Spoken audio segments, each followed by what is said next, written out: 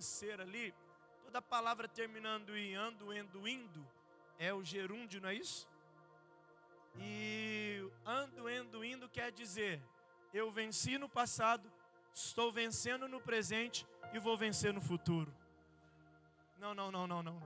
Deixa eu só te explicar uma coisa aqui. Sabe por que você está aqui? Porque você já venceu muitos gigantes. Só que profeticamente nós estamos dizendo, eu já venci no passado, estou vencendo hoje e vou continuar vencendo no futuro. Quem crê nisso em nome de Jesus? E nós estamos começando hoje uma série de mensagens. Ministro hoje de manhã, a pastora Ayla vai ministrar hoje à noite. Quem dá glória a Deus aí? Vai lá, pastor, eu vou estar com a mão aqui para receber. E durante todo o mês de outubro eu quero convidar você. Nós vamos estar sendo instruídos por Deus para te dar conselhos bíblicos, ensinamentos bíblicos que vai te ajudar a vencer os gigantes. Eles se levantam todos os dias. Então, amados, não dá para você perder. Quero que você esteja conosco todos os dias aqui, em nome de Jesus. E hoje nós vamos começar lendo Gênesis capítulo de número 14. Abra sua Bíblia, Gênesis 14. Se for projetar na tela, eu peço que coloque a versão NVI. Agora, preste bem atenção que eu vou ler um texto até difícil de ler em público. Porque é uns nomes tão estranhos que vai aparecer aqui. Mas vem comigo nessa leitura. Porque nós vamos vencer os gigantes. Você crê nisso? E assim como está estampado na camiseta do irmão José Carlos, nascerá um novo dia, amém? Nascerá um novo dia sobre a história da nossa vida. Você crê nisso em nome de Jesus? Aleluia! Vamos ler Gênesis, versículo 14. Primeiro verso. Olha o texto, concentre comigo nessa palavra. Naquela época, Anrafel, rei de Simear, Arioque, rei de Elazar, e Kedorlaomer, rei de Elão, e Tidal, rei de Goim, foram para a guerra.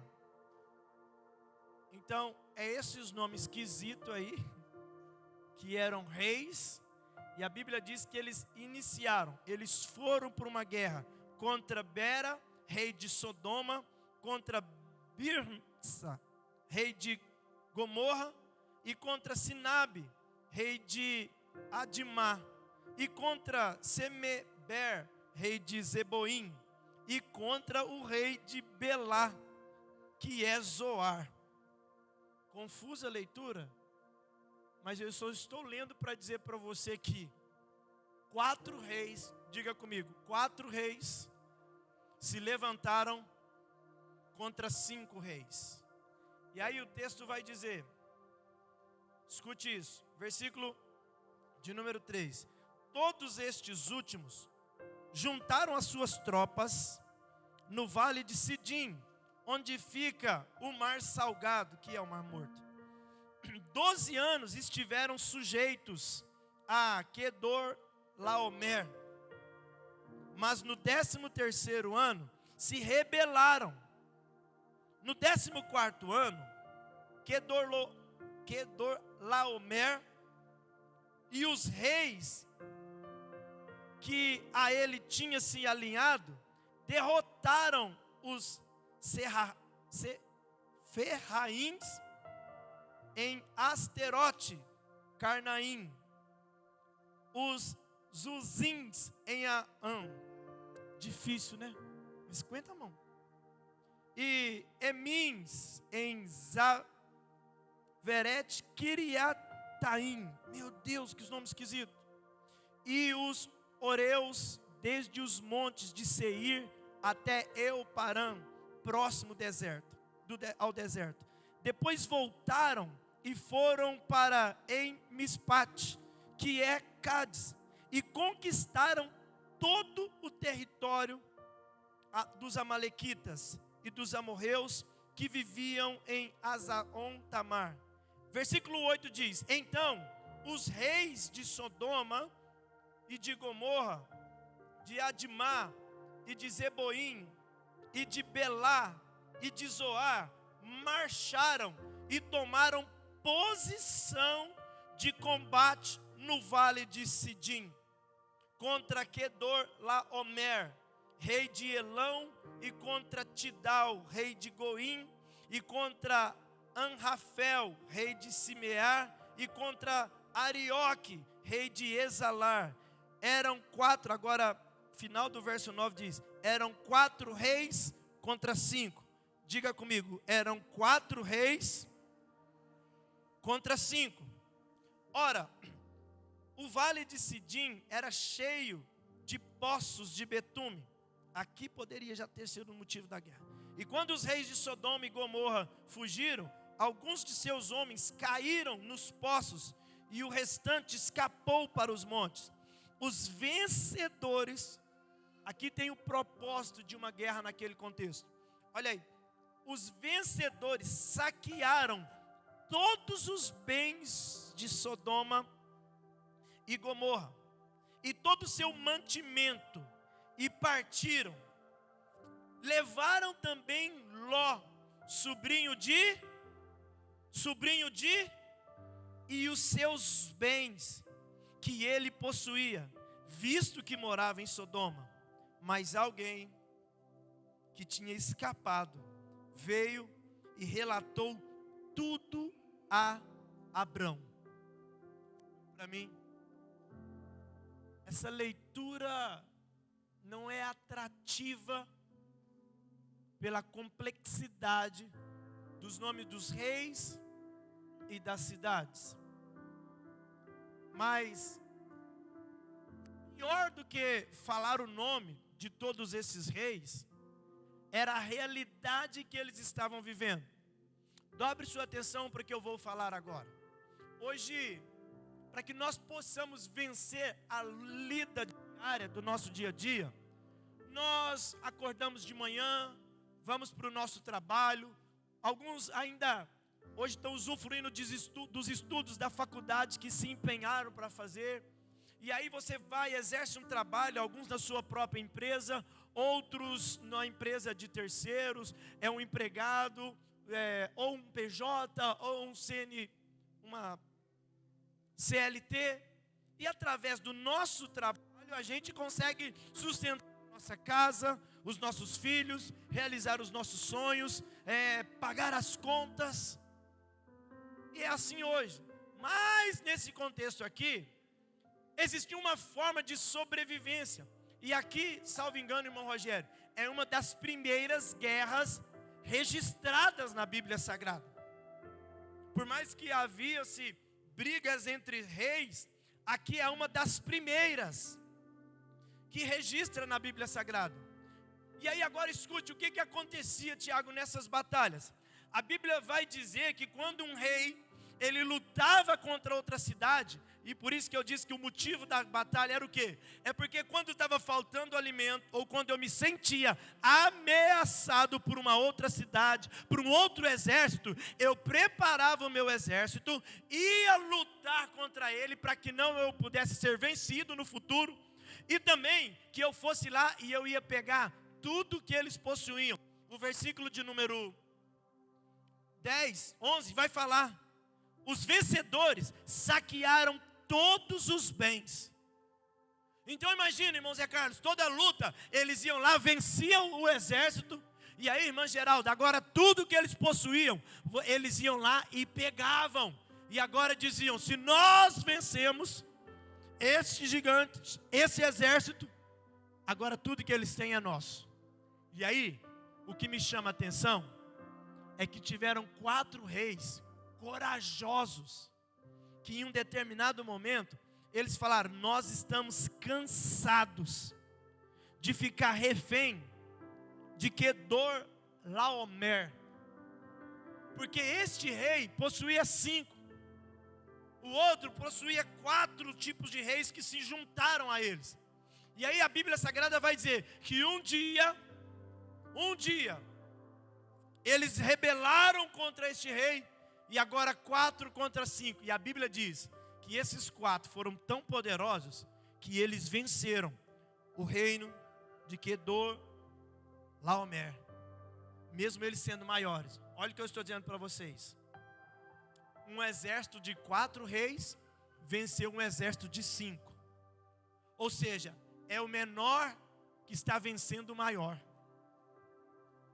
É o que às vezes é mais fraco ou menos concorrido, ou aquele que menos acreditam, está vencendo o maior. E aqui, isso já era para dar autoridade. Olhe para mim e pense no texto. Imagina a notícia, dizendo, sabe aqueles 4 reis lá? Eles venceram aquele outro exército maior. Gente, é tipo assim, imagina um jogo de futebol, Uberlândia e Corinthians. Não, Corinthians não, né, irmão? Uberlândia e São Paulo. Aí, Uberlândia vai e ganha. Como é que os times de Uberlândia chegam? Chega poderoso ou não chega? Chega ou não chega? Chega todo poderoso. Ó, nós ganhamos do São Paulo. Vai então. Ganhamos do Corinthians. Yeah! Ganhamos do Corinthians, do Timão. Eles ficam ou não ficam empoderados? E sabe o que acontece? Trazendo para um jogo de futebol, quando um time ganha, ele chega empoderado mesmo. Quando ganha-se uma confederação, ganha-se um título, sabe, ele chega no outro jogo já animado e convencido. E olha, lembra quando o Brasil ganhava as Copas do Mundo? Quando outro time ia jogar contra o Brasil, eles tinham medo, porque o Brasil ganhou. Era o Penta, é isso mesmo, Penta. Penta campeão. Agora olha aqui, são 4 federações que lutaram contra 5 e ganharam. E agora, olha, vem comigo para essa história, para esse texto, porque Deus hoje ele vai liberar algo sobre a sua vida. Eu queria que só aqueles que acreditam, eu quero que você exercite a sua fé agora. Só aqueles que acreditam que até o término dessa mensagem, você vai receber do céu uma instrução que vai te ajudar a vencer os gigantes. Levanta a mão e glorifica o Senhor aí. Só quem tem fé. Eu estou indo bem paulatino para ajudar a contextualizar aqui. E aí agora, os 4 venceram os 5. Então agora esses 4 reis estão empoderados. Eles têm uma reverência. Essas 4 confederações aqui agora, elas são respeitadas. Mas agora escute, além de ser respeitada, elas pegaram todos os despojos, todos os bens que os outros reis possuíam, e agora além de vencer, eles estão muito mais ricos. E se eu não estou enganado, é o que os patrocinadores falam com o time, né? Se ganhar, vai ter mais. Não é isso? Se ganhar, vai ter tanto. Se ganhar, é tanto. E aí, o que aconteceu? Eles venceram e agora, além de ter a reputação fortalecida, eles estão cheios de bens e riquezas. Mas tem um segredo nesse texto,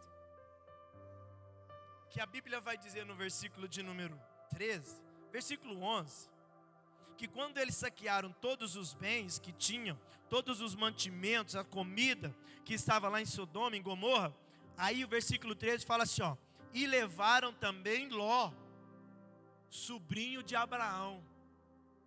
Aí começou uma nova história a partir de agora.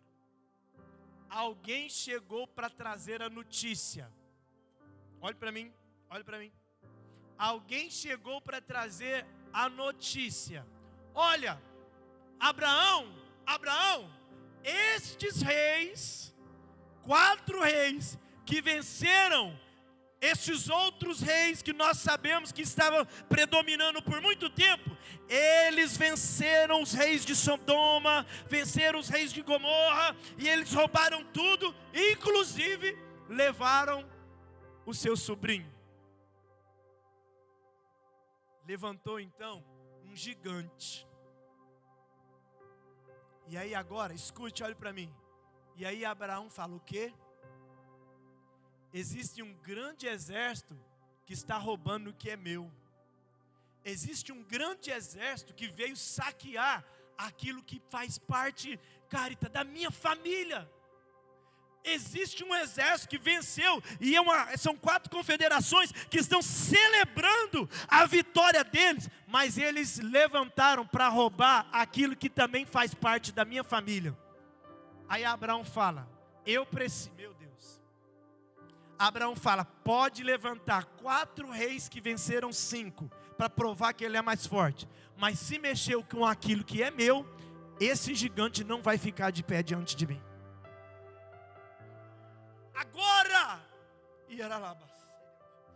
É isso que Deus vai instruir para você hoje. Abraão, a Bíblia fala, olha, alguém que tinha escapado, veio e relatou a Abraão, o hebreu, que vivia próximo dos carvalhos de Manre, o amorreu. Manre e seus irmãos, Escol e Aner, eram aliados a Abraão. Quando Abraão, coloca na tela por favor, versículo 14, capítulo 14, versículo 14. Quando Abraão ouviu que o seu parente era levado prisioneiro, mandou convocar, meu Deus, isso aqui é muito lindo. Mandou convocar 318 homens treinados, nascido em sua, e saiu em perseguição aos inimigos até Dan. Escuta, sabe o que eu vejo aqui? Irmãos, eu vou precisar tirar esse terno, está quente demais.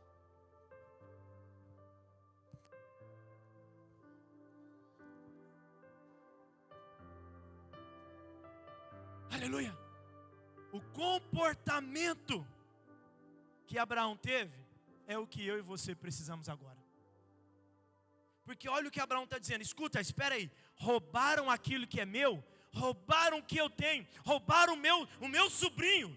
De maneira alguma. Escuta, eu preciso dizer algo para você. Todas as vezes que você se posicionar contra esse gigante que tem levantado contra você, só do fato de você se posicionar e colocar a tua fé em ação, Deus se encarrega de te dar a vitória. Agora o que eu percebo? Escuta, se fosse alguns aqui, se fosse alguns de nós, talvez Claudinha ia ficar dizendo assim, mas Ló era tão gente boa, mas por que a gente perdeu?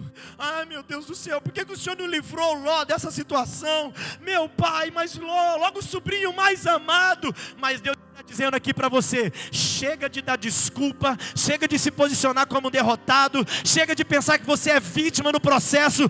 Deus te colocou na batalha para você erguer a tua cabeça e se preparar para essa batalha.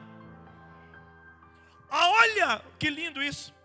A Bíblia vai falar que Abraão, quando ele fica sabendo da notícia, ele vai na casa dele, põe o versículo 14, deixa na tela por favor. Ele vai na casa dele, irmão Oséias, prepara 318 homens. O que é 318 homens comparado a 4 exércitos de reis? É bem menor. Mas deixa eu te falar, cuidado com os pequenininhos, porque Deus ama cuidar dos pequenos. Eu fico vendo, tem hora que tem uns pastor grande aqui da cidade que fica querendo me bater, mas tem que tomar cuidado, porque Deus gosta dos pequenininhos. Às vezes você é o mais simples da sua casa, às vezes é o que, mas fica tranquilo, Deus ele cuida dos pequenos. E a Bíblia vai até falar que ele vai exaltar aqueles que são humilhados. Agora escute, olha o que o texto está dizendo. Abraão, quando ficou sabendo, ele mandou chamar 318 homens treinados e nascidos na tua casa. Agora olhe para mim, porque tem uma revelação muito forte aqui. Homens treinados. Diga comigo, homens treinados. Mas agora me chama a atenção, porque se nós não pararmos para meditar nesse texto, irmão Cícero, a gente vai pensar que esses homens são homens de guerra. Mas quando você lê a Bíblia Sagrada, você vai observar que Abraão não era homem de guerra. Abraão, ele era homem de tendas, ele era homem de altar. escute, deixa eu dizer algo para vocês aqui. Abraão, ele se posicionou para ter coragem de enfrentar um rei. Melhor, 4 reis. Agora, que coragem é essa? Ele não era um homem de batalha. Ele não era um homem de guerra. Mas ele teve coragem de enfrentar. Tem alguém que está preparado aqui porque eu vou dizer agora? Deus vai te habilitar para vencer em áreas que talvez você nem tenha habilidades. Mas com Deus você vai vencer.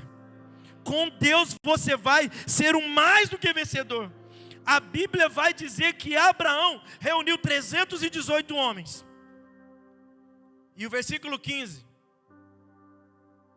Nascido na sua casa, 318 homens nascidos na sua casa. E saiu a perseguição dos inimigos. Escute. É você que tem que avançar. Nós vamos depois falar de uma conferência que vamos fazer aqui no final do mês. Que é tempo de avançar. O crente não fica recuado, irmão. Quando o apóstolo Paulo fala em 2 Coríntios capítulo 5, 7, ele vai dizer, nós andamos por fé e não por vista. Só que tem cristão que olha, o que o texto está dizendo? Paulo está dizendo, nós andamos por fé, não paramos com a fé, nós andamos com a fé. É o tempo de você avançar, é o tempo de você tomar um passo, tomar uma decisão e caminhar. Agora, escuta. Abraão, ele vai, a Bíblia diz que ele prepara 318 homens e vai à perseguição dos seus inimigos. Agora dobre a sua atenção para o que eu vou falar. Como que Abraão tem coragem? Abraão, ele não era um homem de guerra. Abraão, como eu disse, ele era um homem de tendas, ele era um homem de construir altar para o Senhor. Mas agora, para nós entendermos um pouco mais o que fez Abraão ter coragem de enfrentar esses 4 reis. Por causa do capítulo de número 12. Porque no capítulo de número 12, Deus falou com Abraão. Sai da tua terra, do meio da tua parentela. Agora, dobre a sua atenção aqui que eu quero ser bem rápido aqui. Por que Deus mandou Abraão sair do meio da tua casa, lá em Ur dos Caldeus? Porque dizem a história e os comentaristas bíblicos, vai dizer que os pais de Abraão, escuta isso, os pais de Abraão, eles faziam imagem de esculturas. Então, Abraão, ele cresceu em um lar que se fazia muitas imagens e esculturas de outros deuses. Então, a terra onde Abraão nasceu, era uma terra politeísta, de muitos deuses. E Abraão, durante 75 anos, ele, escuta isso, você pega essa visão. Ele ficou vendo muitos deuses sendo construídos. Ele via, mas não ouvia. Mas sabe por que Abraão teve coragem de enfrentar os 4 reis? Porque teve um dia, ele com 75 anos, que ele já estava acostumado a ver deuses que ele não ouvia. Mas um dia Deus falou com ele. Aí ele começou a ouvir um Deus que ele nunca viu, mas ouviu. E aí quando Deus falou com ele, Deus falou, olha, sai do meio da tua terra, do meio da tua parentela, que eu te mostro, para uma terra que eu te mostrarei. Aí Deus fez um chamado, diga comigo, um chamado. Põe capítulo 12, versículo 2, por favor, porque aí o texto vai dizer que agora, esse Abraão que tem um chamado, Deus faz para ele 7 promessas. Olha que coisa linda. Vamos lá para as promessas? Farei de você um grande povo. Eu vou falando, você fala 1, 2, 3, pode ser? Para vocês me ajudar? Farei de você um grande povo. E o abençoarei. Tornarei famoso o seu nome. E você será uma bênção. Versículo 3. Abençoarei os que te abençoarem. Amaldiçoarei os que te amaldiçoarem.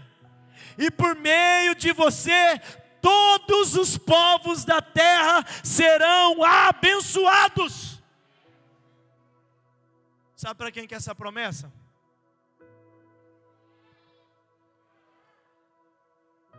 É para mim e ela é para você. Agora escute aqui. É um chamado e 7 promessas. Diga comigo, um chamado e 7 promessas. Porque olha, por que é um chamado só, Fernando, e 7 promessas? Porque o que Deus tem para te pedir sempre vai ser menor do que aquilo que Ele tem para te dar. O que Deus tem para te dar é uma proporção muito maior do que aquilo que Ele te pede. E aí agora Ele faz um chamado. Escuta! E aí Ele faz essas promessas. E agora sabe por quê? Que lá na frente, Abraão, ele tem coragem de enfrentar o exército. E olha o que diz no capítulo 14, o versículo de número 15. Atacou-os durante a noite em grupo. E assim derrotou, perseguindo-os até Obá, ao norte de Damasco. E recuperou todos os bens e trouxe de volta o seu parente Ló e tudo que possuíam com as suas mulheres e o restante dos prisioneiros. Olha o que aconteceu, gente. Olha essa batalha. Abraão acordou à noite, formou em alguns grupos com os 318, atacou o inimigo, venceu os inimigos, pegou Ló, trouxe de volta, trouxe tudo que eles tinham possuído, trouxe os pertences de Ló, trouxe as mulheres e trouxe os outros prisioneiros. Abraão venceu a batalha. E olha o texto dizendo: Abraão não era bobo nada, ele os atacou de noite e foi em grupos. Estratégias. Deus vai te dar a estratégia certa para você vencer os gigantes. Deus vai te dar criatividade para você vencer os gigantes. Deus vai te dar sabedoria para você vencer os gigantes. Deus vai te dar, aleluia, condições para você vencer esses gigantes. Agora, o que fez de Abraão tão vencedor, e este é o áudio da mensagem, eu quero encerrar com ela, com esse conselho aqui para vocês.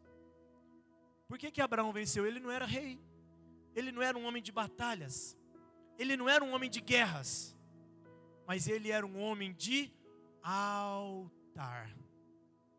Eu não sei se você está com a sua Bíblia aberta. Se você tiver, eu quero te ajudar a grifar algumas partes aí. Se puder colocar no telão, capítulo de número 12, o versículo de número 7. Olha o que diz. Vem comigo para essa interpretação. Porque o que fez Abraão vencer foi porque ele era um homem de altar. Olha o que diz. O Senhor apareceu a Abraão e disse: a sua descendência darei essa terra. E aí o versículo diz: então Abraão construiu Deus falou com Abraão, Abraão construiu um altar. Versículo de número 8 vai dizer: dali prosseguiu em direção às colinas, a leste de Betel, onde armou um acampamento. A oeste de Ai, a leste, construiu ali um altar dedicado ao Senhor e invocou o nome do Senhor. Depois Abraão partiu e prosseguiu em direção a Negueb. Aí você corre lá para o versículo de número 14, do versículo de número 13, a Bíblia fala: e disse o Senhor a Abraão, depois que Ló separou-se dele: de onde você está, olhe para o norte, para o sul, para o leste, para o oeste. Toda a terra que você está vendo, darei a você, a sua descendência para sempre. Tornarei a sua descendência tão numerosa como o pó da terra. Se for possível contar o pó da terra, também se poderá contar a sua descendência. Percorra essa terra de alto a baixo, de um lado para o outro, porque eu darei ela a você. Versículo 18 diz: então Abraão mudou o seu acampamento, passou a viver aos carvalhos de Manre, em Hebrom, e onde ele construiu um altar dedicado ao Senhor. Pastor, por que dessa palavra de altar?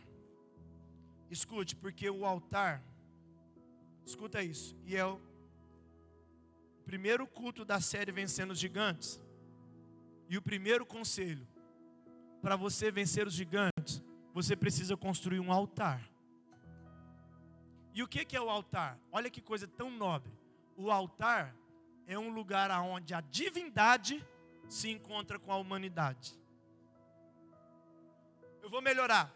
O altar, todas as vezes que Abraão, ele recebeu algo de Deus, ele construiu ali um altar. Toda vez que ele, mudava de direcionamento, a primeira coisa que ele construía era um altar. Toda vez que ele ia para um outro lugar, ele construía um altar, porque ele sabia, o altar é um ambiente onde Deus se une e Deus se encontra com o homem. É por isso que quando Noé saiu da arca, depois de tudo que Deus destruiu, depois que Deus já tinha falado com ele, Deus mandou o dilúvio, ele tinha certeza de tudo que Deus estava fazendo. Quando ele sai da arca, a primeira coisa que ele faz é o quê? Um altar ao Senhor, porque ele está dizendo: Senhor, já que eu vou viver agora uma nova história, um novo tempo, eu já quero começar vivendo, construindo um altar, onde o Senhor encontra comigo e eu encontro com você. Olhe para mim. Sabe como que você vence uma batalha? Vence os gigantes? Construindo um altar. O altar é aquele momento em que a divindade se encontra com a humanidade. É o momento em que o homem se encontra com Deus. É o momento em que existe um relacionamento de Deus para com o homem. É por isso que Abraão, escuta, não teve medo de oferecer o próprio filho. Quando Deus lá no capítulo de número 22, salvo engano, fala: olha, vai lá e sacrifica o teu próprio filho. Aí Abraão vai, alguém fala: mas como que um pai pode ter coragem de levar o próprio filho para sacrifício? Mas Abraão sabia: não, eu vou lá para construir um altar. E onde eu construir um altar, eu sei que a presença de Deus estará. E é o momento no altar que Deus se conecta com o homem. E Deus nunca vai se conectar comigo para roubar o que eu tenho. Ao contrário, Ele vai se conectar para multiplicar aquilo que eu tenho, para gerar bênção sobre a minha vida. Agora dobre a sua atenção porque eu vou dizer. Vocês estão preparados? Diga amém.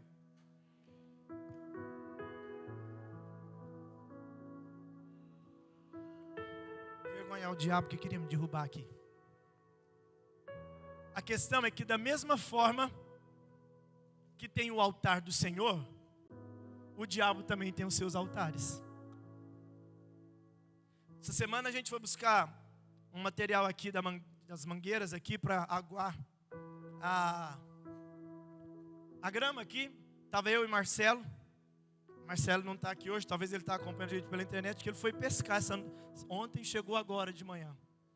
Tem base, Gilson, foi pescar a noite inteira. Faltou da reunião ontem para ir pescar. E aí tive a informação que o carro estragou. E aí o que aconteceu? Nós estávamos ali na Mansões Aeroporto, numa esquina ali, e de repente nós vimos lá uma bandeja enorme, de barro, né? Uma areia. Aí eu passei devagar para olhar, tinha ali 8 pimentas vermelhas, grandes, tinha ali uma garrafa de bebida, de pinga, e tinha ali umas velas. O que era aquilo ali? Altar do diabo. Quando, eu não sei se alguém aqui já foi em candomblé, essas coisas, macumbaria, o que eles fazem? É um altar. Por quê? É onde a entidade do mal se conecta com o diabo. Também tem o altar dele. E qual que é o problema? É que nós precisamos entender se nós estamos como Abraão, construindo altares do Senhor na nossa vida. Ou se por displência, ou por falta de disciplina nossa, a gente não está permitindo que o inimigo construa altares na nossa vida. Porque quando você começa a fazer tudo com base na mentira, você está construindo um outro altar que Deus não está lá. Você está convidando o pai dele. Quando você começa a construir um altar da promiscuidade sexual, é um altar que não é um altar do Senhor, é um altar diabólico. Quando você está lá viciado em pornografias, é um altar diabólico. Quando você está ali viciado em bebidas, altar diabólico. E aí, com esses altares, não se vence guerra. Mas hoje eu estou te instruindo aqui, porque você precisa construir um altar do Senhor na tua casa. Você precisa construir um altar do Senhor na sua vida. Você precisa ter altar com o Senhor. Pastor, como assim? É aquele momento, é aquele local, é aquela hora, aquele tempo que você vive com Deus. Só que sabe de uma coisa? Olha que coisa linda. Quando você vai entender a Bíblia Sagrada, Abraão aqui, ele queria construir um altar para falar com Deus. Mas aí Deus é tão maravilhoso que Deus tinha um plano melhor. Diga comigo, Deus sempre tem um plano melhor para você vencer os gigantes. Porque agora não precisa construir o altar para você se relacionar com Deus. Agora, Deus mora dentro de você, você se tornou o altar. Agora olha para mim. Como que a Bíblia relata que quem constrói um altar vence batalha? Como que agora você já é o próprio altar e não está vencendo os gigantes?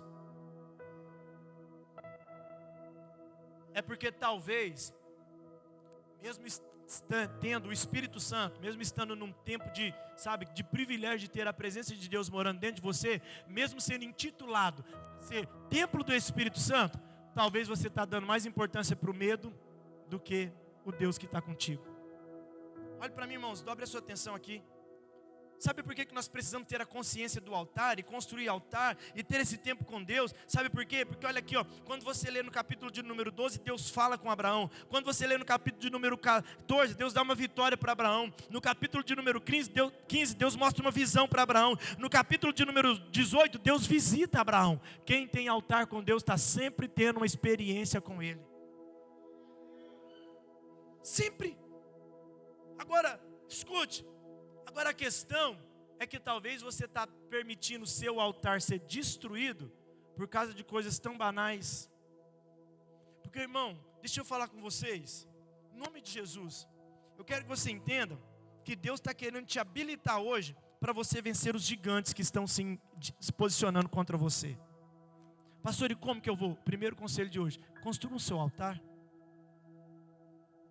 Sabe por quê? Eu vou fazer vocês lembrarem aqui. Sabe daquele tempo de oração que você estava orando sem forçar? Sabe, você estava na presença de Deus, você estava tão confiante. Aquele dia que Deus veio, sabe, quantos aqui Deus já usou? Às vezes um profeta, um pastor que estava ministrando, e Deus já usou para falar diretamente com você, aquele que só você sabia. Quantos aqui já passaram por essa experiência?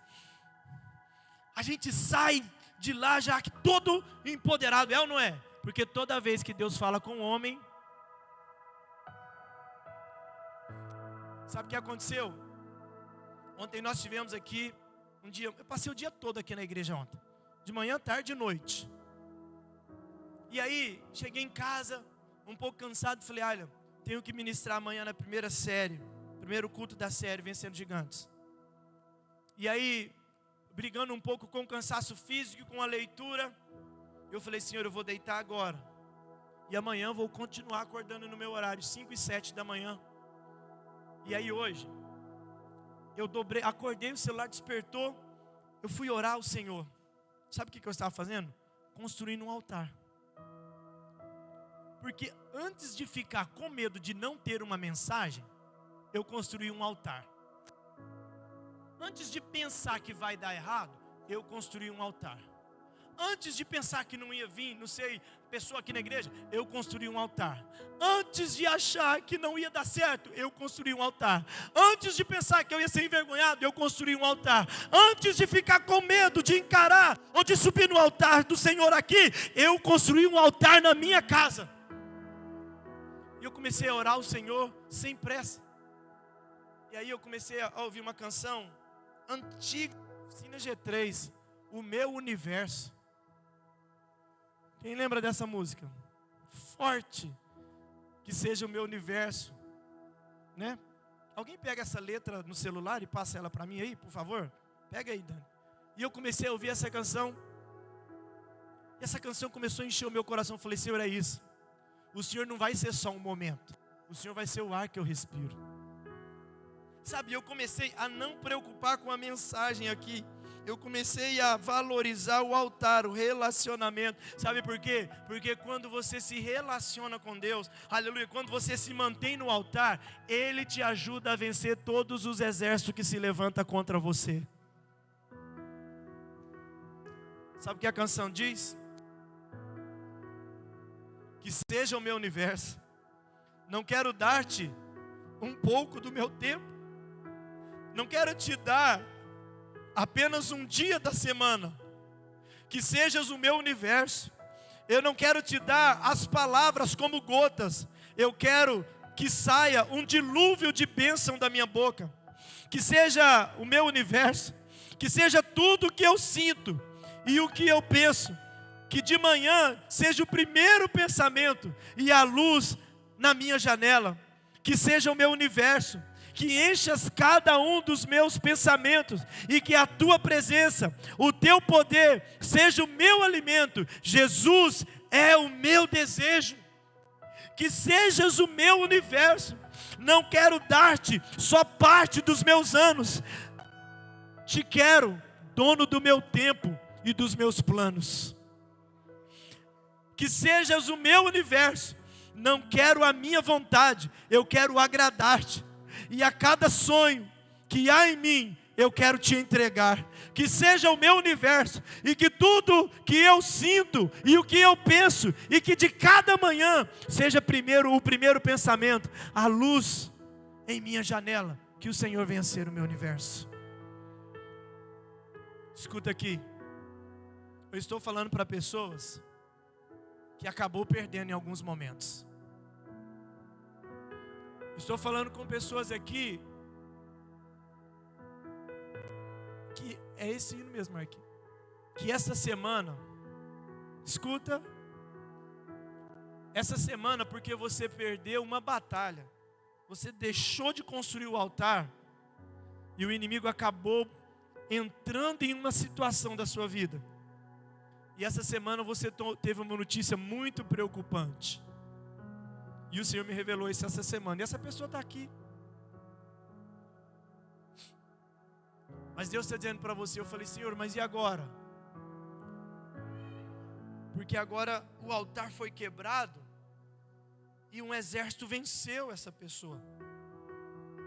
Mas Deus está dando uma oportunidade para você reconstruir o altar hoje. Para essa pessoa especificamente vai ficar um sinal. Mas Deus está dizendo para você, é hora de reconstruir o altar. Olhe para mim. Se a gente não tomar cuidado, a gente vai na nossa correria da vida. Ontem eu estava conversando com o irmão aqui, eu falei, irmão, eu preciso organizar muita coisa aqui na igreja, de alguns departamentos e tudo, sabe por quê? Porque, por exemplo, ontem de manhã eu estava fazendo uma atividade aqui na igreja que não era para eu fazer. Eu precisava estar lá orando, lendo a palavra, para eu conseguir liberar algo melhor ainda para vocês. Mas escuta, talvez você passou distraído e esqueceu de valorizar o altar do Senhor. E é por isso que talvez você está perdendo uma batalha. Mas hoje Deus te trouxe aqui, porque é hora de reconstruir o altar que estava quebrado. Eu comecei a orar hoje pela manhã. E aí, irmão, não sei se você já teve essa experiência no momento do seu devocional. Eu não queria que passasse a hora. Aí deu 5h40, deu 5h50, deu 6h06, deu 6h19 e eu estava ali. Como é bom, irmãos. Como é bom ter um altar. Como é bom valorizar o altar. Deixa eu dizer uma coisa para você. Fica de pé.